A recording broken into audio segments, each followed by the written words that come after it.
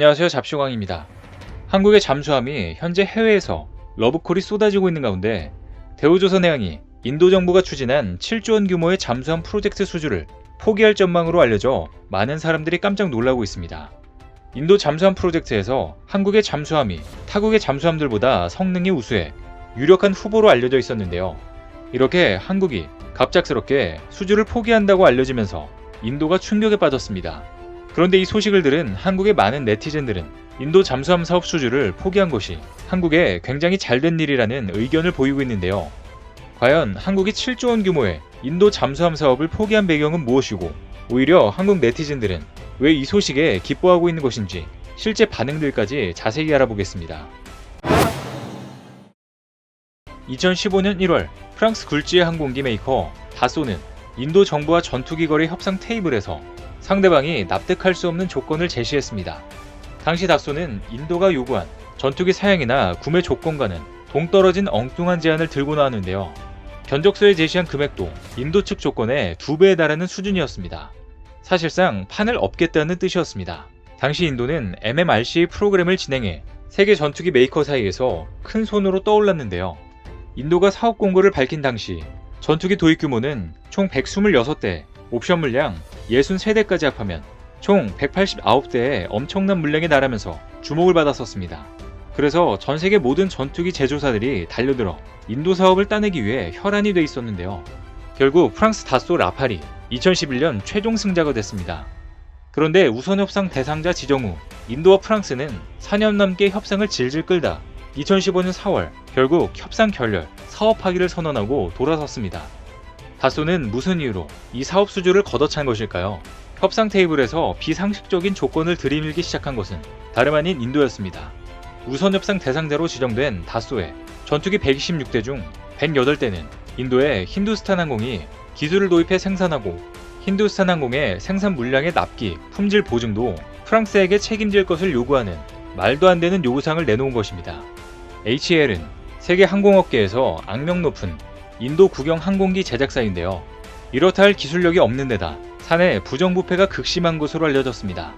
인도 정부는 이런 전력이 있는 HAL이 생산하고 심지어 인도 현지에서 제작된 부품을 장착한 라팔 기체에 대해서도 다소가 품질을 보증해야 한다고 요구한 것입니다. 그 과정에서 전투기 국산화에 필요한 핵심 기술의 이전도 요구했는데요. 당연히 다소가 판을 엎을 수밖에 없었던 구조인 것입니다. 마찬가지로 이번에 인도 해군이 추진하는 차세대 재래식 잠수함 도입 사업인 P-75I에서도 이와 비슷한 상황이 발생할 우려가 있었습니다. 인도는 1997년 프로젝트 75 구상으로 공격용 원자력 잠수함 6척, 재래식 잠수함 18척 등 24척의 잠수함 도입을 뼈대로 한 국가 전략을 마련했습니다.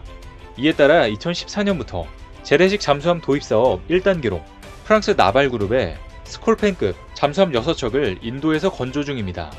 대우조선해양이 참여한 것은 해당 사업의 후속 물량 6척 수주전인데요.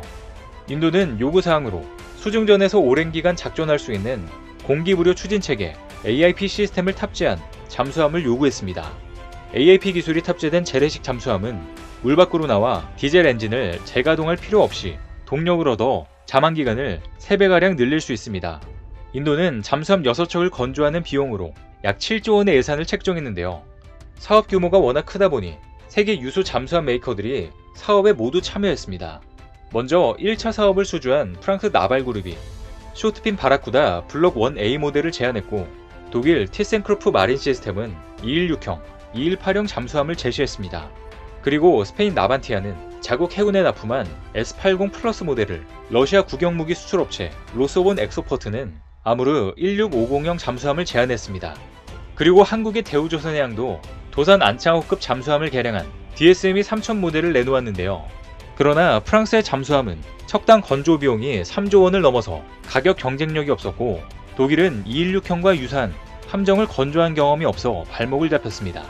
또 스페인은 자국 해군에 인도한 잠수함에 치명적인 설계 결함 문제가 발견돼 수주 가능성이 낮아졌습니다.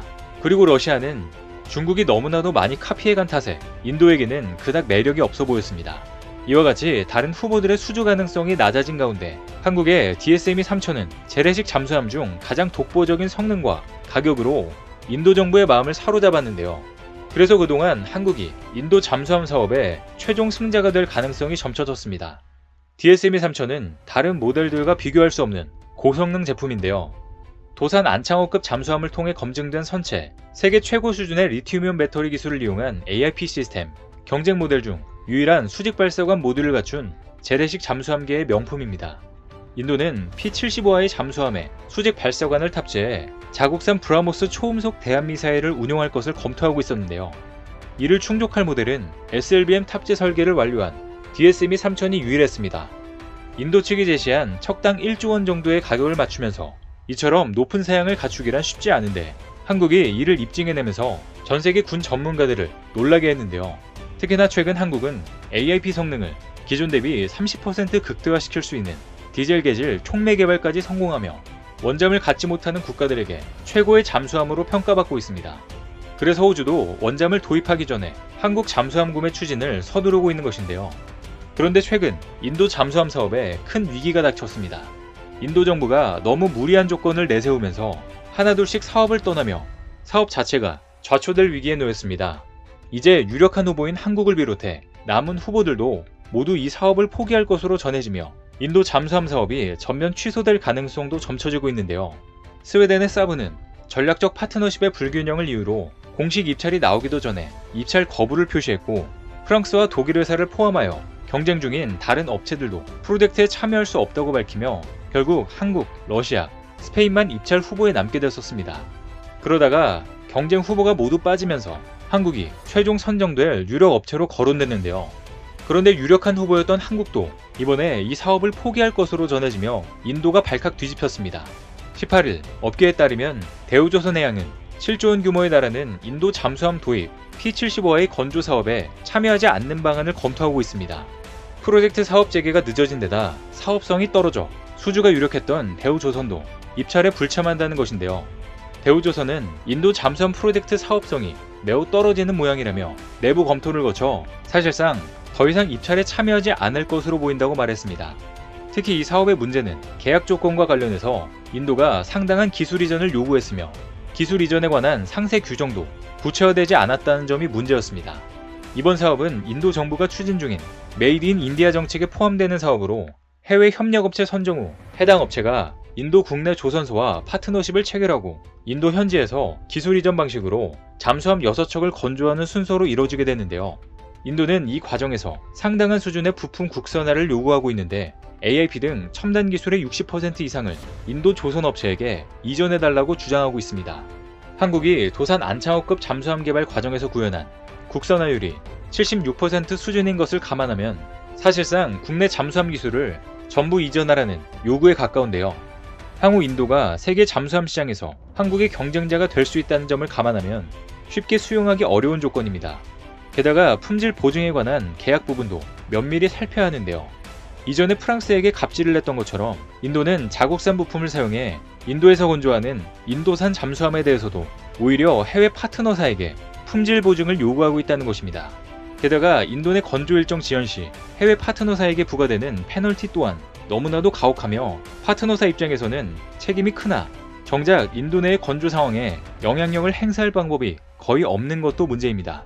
그래서 종합적으로 인도 방위산업의 정밀성, 사업 관리 능력을 고려하면 한국 조선업체가 감당해야 할 리스크가 지나치게 클 것이라는 우려가 나온 것인데요.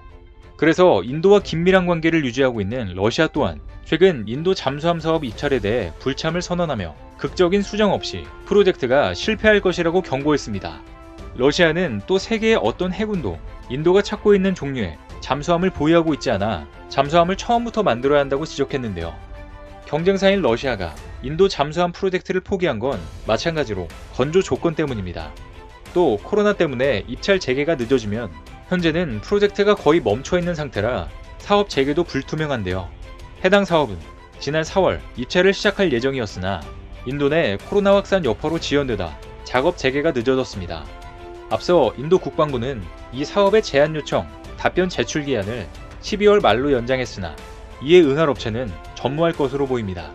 한 군사 전문가는 국내 군수업체가 해외에서 아무리 대규모 사업을 수주해도 첨단 군사기술을 외국 조선업체에 고스란히 넘기는 것은 자살행위라며 마치 첨단 IT 기술을 해외 업체로부터 카피 혹은 해킹한 후 세계 IT 시장에서 저가 공세로 해외 시장을 빼앗아가고 있는 중국이 대표적인 예라고 설명했습니다. 그리고 국내 네티즌들도 이런 무모한 사업은 당장 포기하는 것이 맞다는 의견을 보이고 있는데요. 인도의 조건이 너무 무리였어요. 상당히 걱정하고 있었는데 다행입니다. 정말 독이 든 성배를 피했네요. 항상 이런 계약은 주의해야 합니다. 잘했네요. 인도뿐 아니라 어떤 거래에서도 넘지 말아야 할 선은 있다. 국익을 잃지 않는 합리적 선이 지켜지길. 이건 뭐 찐빵 한 봉지 사면서 레시피, 재료에 솥까지 내놓으라 하는 데다 자기가 직접 만들어 먹다가 식중독에 걸리면 그것까지 책임지라는 식이다. 기술을 날로 먹으려고 하는 국가는 빠르게 손절하는 게 정답입니다. 서로 날로 먹으려고 하는 인도와 프랑스가 힘을 합치는 것이 좋을 것 같다. 이제 한국의 잠수함 기술 수준이면 저런 조건이 아니어도 충분히 수출 가능하다. 오히려 인도가 사업 조건을 다시 바꿔 한국에게 역제한할 것으로 보인다. 인도뿐만 아니라 인도네시아를 포함 방산 수출 상담하는 국가들에게 좋은 본보기가 될 듯 단호함을 보일 때는 정말 단호하게 해야 한다. 이번 일로 인도든 인도네시아든 인도가 들어가는 나라랑은 뭐 하는 거 아니라는 교훈을 깨달은 것 같다 등 인도 잠수함 사업 취소에 대해 잘한 일이라는 의견들이 이어지고 있습니다. 오늘 준비한 소식은 여기까지입니다. 댓글을 통한 여러분들의 많은 의견 기다리겠습니다. 시청해줘서 감사합니다.